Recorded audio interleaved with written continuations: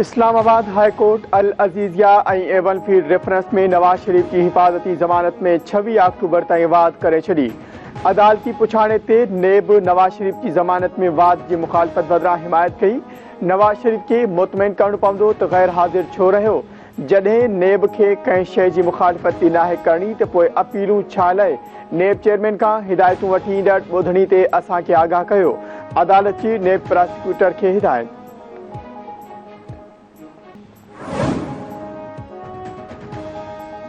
इस्लामाबाद की एहतसाब अदालत पारा तोशाखाना रेफरेंस में अॻूणे वज़ीर आज़म नवाज शरीफ की 10 लाख रुपयनि जे मुचलकन एवज़ ज़मानत मंज़ूर। अदालत नवाज शरीफ जा दाइमी वारंट रद्द करे छॾिया।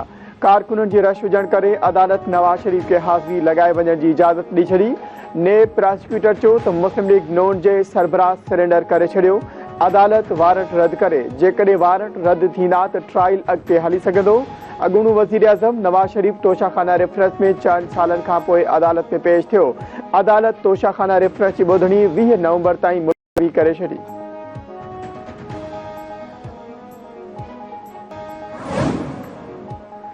नवाज शरीफ पुठे दरवाज़े खां अचण जी कोशिश करे रहियो आहे। ज़ाहिरी तौर नवाज शरीफ निरालो लाडलो नज़र अची रहियो आहे। पीपल्स पार्टी अगवा खुर्शीद शाह चयो आहे त नवाज शरीफ खे घुर्जे त हू दुरुस्त सियासत करे मुल्क ऐं रियासत के बचाए। नवाज शरीफ ॾे अची वियो आहे। हाणे इलेक्शन जो ऐलान थियणु घुर्जे। सुप्रीम कोर्ट मिलिट्री कोर्ट में ट्रायल खे रोकण जो फ़ैसिलो आइन ऐं कानून मूजिब ॾिनो आहे। Army chief general Asim Munir जी फ़लस्तीन जे सफ़ीर अहमद जवाद सां मुलाक़ात। गज़ा में जारी जंग में फ़लस्तीनियुनि जे जानी नुक़सान ते ताज़ियत। ISPR मूजिब आर्मी चीफ चयो त गज़ा मां फ़लस्तीनियुनि जी जबरी नेकाली इंसानियत ख़िलाफ़ ॾोह जी अकासी करे थी।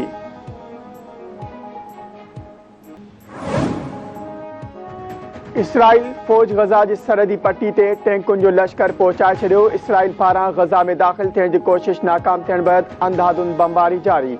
50 खां वधीक फ़लस्तीनी शहीद, केतिरा ई ज़ख़्मी। गज़ा में 24 कलाकनि दौरान 182 ॿारनि समेत 436 माण्हुनि खे शहीद कयो वियो। मलबे में दबियल माण्हुनि खे कढण जो सिलसिलो जारी। इसराइली वज़ीर आज़म जी सलाहकार जो चवणु आहे त समूरा यरगमाली आज़ाद करण बैदि बि ईंधन जी सप्लाई बहाल थियण न ॾींदासीं। हमास वधीक 2 इसराइली यरगमाली आज़ाद करे छॾिया। अमरीकी सदर जो बाइडन पारां हमास जे अहिड़े क़दम जी आजियां। व्हाइट हाउस जे तर्जुमान मूजिब अमरीकी सदर इसराइली वज़ीर आज़म सां फ़ोन ते राब्तो करे गज़ा में ज़रूरी इमदादी सामान जी फ़रहामी जारी रखण ते ज़ोर ॾिनो। सिंध हाई कोर्ट में गुम थियल माण्हुनि जी बाज़ियाबी बाबति दरख़्वास्तुनि ते ॿुधणी। जस्टिस नेमतुल्ला फुलपोटो पुलिस जी जांच खे नाक़िस करार ॾेई छॾियो। जस्टिस नेमतुल्ला फुलपोटो रिमार्क ॾींदे चयो त पुलिस अञा ताईं रिवायती तरीक़नि सां थियल माण्हुनि जी ॻोल्हा करे रही आहे। गुम थियल माण्हुनि जी ॻोल्हा लाइ जदीद डिवाइस ऐं टेक्नोलॉजी इस्तेमालु कई वञे। फौरी तौर वधि खां वधि GIT सेशन कराए माण्हुनि खे बाज़ियाब कराए वञे। जांच ऑफिसर समूरनि लाॻापियल इदारनि खां मालूमात गॾु करे जामे रिपोर्ट पेश कनि। अदालत दरख़्वास्तुनि जी वधीक ॿुधणी 20 नवंबर ताईं मुलतवी करे छॾी।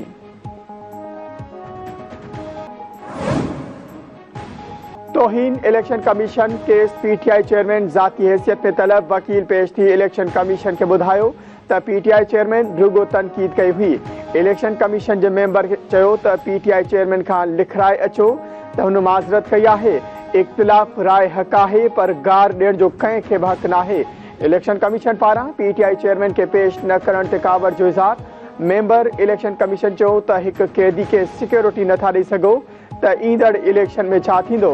ईंदड़ ॿुधणी ते घरू वज़ारत जो सिक्योरिटी तलब। हू कीअं चई रहियो आहे त इलेक्शन कमीशन केस ॿुधण जी लाइ अडयाला जेल वञे। इलेक्शन कमीशन घरू वज़ारत जी सिक्योरिटी खे तलबी जा नोटिस जारी कंदे ॿुधणी 13 नवंबर ताईं मुलतवी करे छॾी।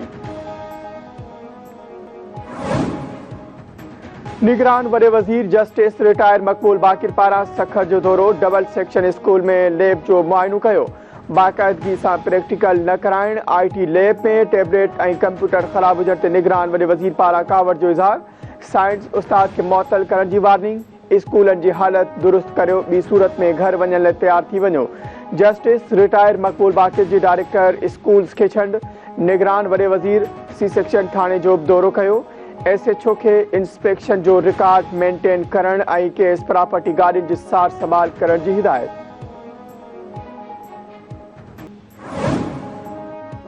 गैस अचे न अचे निगरान हुकूमत गैस की क़ीमत में 198 सैकड़ो इजाफे की मंजूरी ॾेई छॾी। घरेलू वापेदारनि ऐं सनअतनि लाइ गैस टैरिफ वधायो वियो।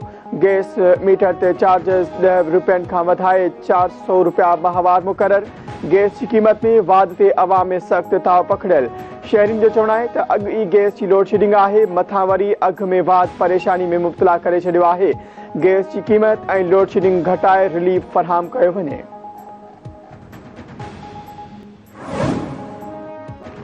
यूटिलिटी स्टोर कारपोरेशन खंड के अघ में वाध करे छड़ी। सब्सिडी ऐं बिना सब्सिडी वारी खंड के फी किलो कीमत में 8 रुपयनि की वाध।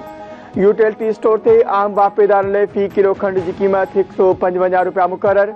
BISP वापेदारनि के खंड फी किलो 109 रुपयनि में विकिरो थींदी।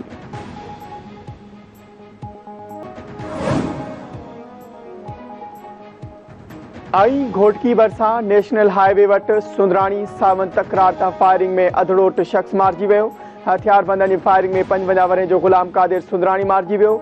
मड अस्पताल मुंतकिल। वाक़े बैदि धुरिन में छिकताड़ तेज थी वई।